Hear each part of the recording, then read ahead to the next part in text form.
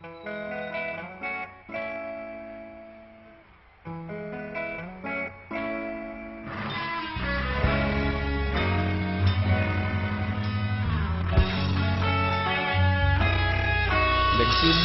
ang lahat sa eskwela, nagsama-samang 12 sa kalokohan at sa tuksuhan, hindi maawat sa isa't isa.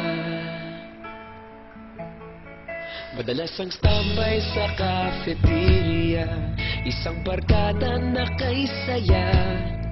Laging may hawak-hawak na gitara, konting udyok lamang kakanta na. Kay simple lamang ng buhay noon, walang mabibigat na suliranin. Problema lamang laging kulang ang datong. Sana napunta ang panahon? Sana nga ba? Sana nga ba? Sana napunta ang panahon? Sana nga ba? Sana nga ba?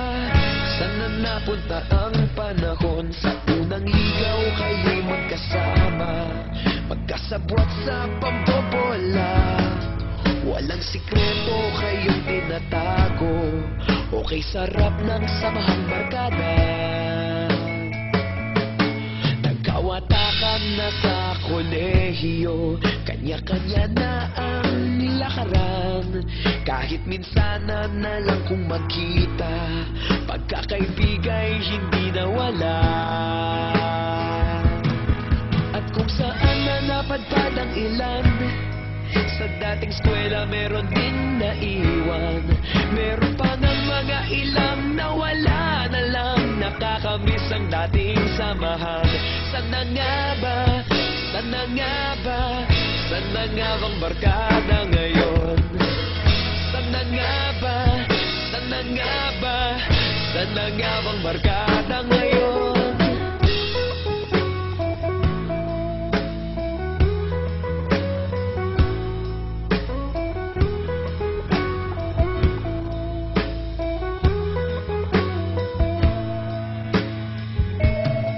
Ilang taon din ang nakalipas, wala pa sa aming tatay na nagsusumikap upang yumaman at kuminhawang kinabukasan. Paminsan-minsan kami nagkikita, mga naiwan at natira, at gaya nung araw namin sa eskwela, pag magkasama'y nagwawala.